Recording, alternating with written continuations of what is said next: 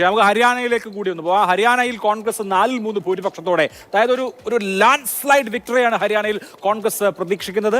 ആ പ്രതീക്ഷ യാഥാർത്ഥ്യ ബോധത്തോട് ചേർന്ന് പോകുന്നതാണോ എന്നുള്ളതാണ് ഈ പ്രഭാതത്തിൽ നമ്മൾ അറിയാനിരിക്കുന്നത്. കഴിഞ്ഞ ലോക്സഭാ തെരഞ്ഞെടുപ്പിൽ 10 സീറ്റുണ്ടായിരുന്ന BJP 5ലേക്ക് ചുരുക്കാൻ കോൺഗ്രസിന് കഴിഞ്ഞിരുന്നു. അപ്പോൾ ആ നിലയിലുള്ള ഒരു മുന്നേറ്റം ഇത്തവണ കോൺഗ്രസ് ഉണ്ടാക്കുമോ? ഹരിയാനയിൽ നിന്ന് അർജുൻ പീതാംബരനുണ്ട്. അവിടെ അർജുൻ, പലതരത്തിലുള്ള ഫാക്ടേഴ്സ് ഉണ്ട്. ഹരിയാന രാഷ്ട്രീയം നമ്മൾ പണ്ട് മുതലേ കണ്ടിട്ടുള്ളതാണ്. ദേവിലാലിനെ പോലെയുള്ള നേതാക്കൾ, അവർക്ക് ദേശീയ രാഷ്ട്രീയത്തിൽ ഉണ്ടായിരുന്ന പ്രഭാവം, INLD കാലം, ഇതൊക്കെ പിന്നിട്ട് ജാട്ട് വോട്ടുകളും ദലിത് വോട്ടുകളും കോൺഗ്രസിലേക്ക് കേന്ദ്രീകരിക്കുക എന്ന അഭൂതപൂർവമായ രാഷ്ട്രീയ സാഹചര്യം ഉണ്ടായാൽ അതെങ്ങനെ ഉണ്ടാവുന്നു?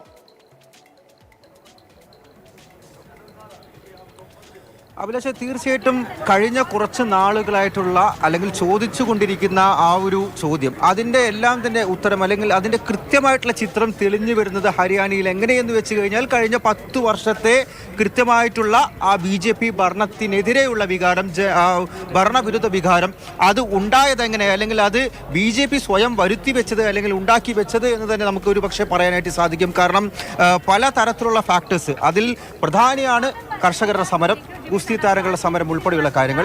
അതിനപ്പുറത്തേക്ക് പല കാര്യങ്ങൾ ഉണ്ടായിരിക്കുന്നു. ഇവിടെ ഹരിയാനയിലെ തെരുവുകൾ സജീവമായിട്ടുണ്ട്. ഒരുപാട് ആളുകൾ ഇവിടെ തന്നെ ഈ ഭൂപിന്ദർ സിംഗ് ഹൂഡയുടെ വസതിക്ക് മുന്നിൽ കൂട്ടം കൂടിയിരുന്ന് രാഷ്ട്രീയങ്ങൾ ചർച്ച ചെയ്യുന്നുണ്ട്. അവരെല്ലാവരും പറയുന്നത് പൂർവാധികം ശക്തിയോടുകൂടി തന്നെ കോൺഗ്രസ് മടങ്ങി എത്തും എന്നുള്ള കാര്യമാണ്. നമുക്ക് ഇവരോട് തന്നെ ചോദിക്കാം, കോൺ CM होने वाले? CM कौन होने वाले? चौधरी भूपेंद्र सिंह हुड्डा जी। कांग्रेस को कितना सीट मिल सकता है? कांग्रेस को 17 के लमसम है हमारी सीटें, और कन्फर्म सरकार हमारी आ रही है। CM कौन होने वाला? चौधरी भूपेंद्र सिंह हुड्डा लोगों की डिमांड है, वैसे हाईकमांड फैसला करता है। लोगों की डिमांड चौधरी भूपेंद्र सिंह हुड्डा है, क्योंकि इनकी वजह से यहाँ कांग्रेस में ताकत मिली है। भाई दीपेंद्र की वजह से ताकत मिली है। आप क्या कह रहे हैं? भूपेंद्र सिंह होगा? और कोई चांसेस नहीं है? नहीं और कोई नहीं है। हाँ, कांग्रेस कितना सीट मिल सकता है कांग्रेस को? BJP को क्यों, BJP क्यों जा रहा है? किसान मारे, 750 किसान मारे, कर्मचारी पीटे, बेरोजगारी ने की सारा वो किया है. കൃത്യമായിട്ട് BJP എന്തുകൊണ്ട് പോകുന്നു എന്നുള്ളതിന് എല്ലാവർക്കും കൃത്യമായിട്ടുള്ള ഉത്തരമുണ്ട്.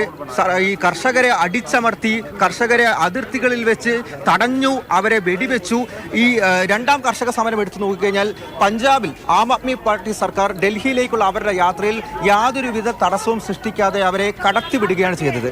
ഹരിയാന അതിർത്തിയിലെത്തിയപ്പോൾ ഹരിയാന പോലീസാണ് അവരെ ശംഭു അതിർത്തിയിൽ വെച്ച് തടഞ്ഞത്. ഹരിയാന പോലീസ് അവർക്ക് നേരെ നിറയൊഴിച്ചു. അതിൽ പലരും കുഴഞ്ഞു വീണു, മരണങ്ങൾ സംഭവിച്ചു. കൃത്യമായി പറഞ്ഞാൽ മധു, ജാട്ട് രോഷം ആഞ്ഞടിക്കുന്നു എന്ന് നമുക്ക് അവരുടെ പ്രതികരണങ്ങളിൽ തന്നെ കാണാം. ചൗധരി ഭൂപിന്ദർ സിംഗ് ഹൂഡ എന്ന ഒറ്റ വാക്കിനപ്പുറത്ത് അത് ഒരു വലിയ ജാട്ട് സെന്റിമെന്റ്സ് ആണ് അവിടെ വർക്ക് ചെയ്യുന്നത്. അങ്ങനെയാണെങ്കിൽ കോൺഗ്രസിന് ഒരു അനായാസ വിജയം തന്നെ. അവിടുത്തെ ഏറ്റവും വലിയ സോഷ്യൽ സെഗ്മെന്റ്സ് ജാട്ട് ആയതുകൊണ്ട് തന്നെ വലിയ തുറക്കപ്പെടും എന്നുള്ളതാണ് ഭൂപിന്ദർ സിംഗ് ഹൂഡയുടെ വാഗ്ദാനം എന്ന് പറയുന്നത്. അത് വെറും ഒരു അതിർത്തിയല്ല, നിരവധി കർഷകർ അവരുടെ അവകാശങ്ങൾക്ക് വേണ്ടിയുള്ള പോരിൽ മരിച്ചു വീണ ഭൂമിയാണ്.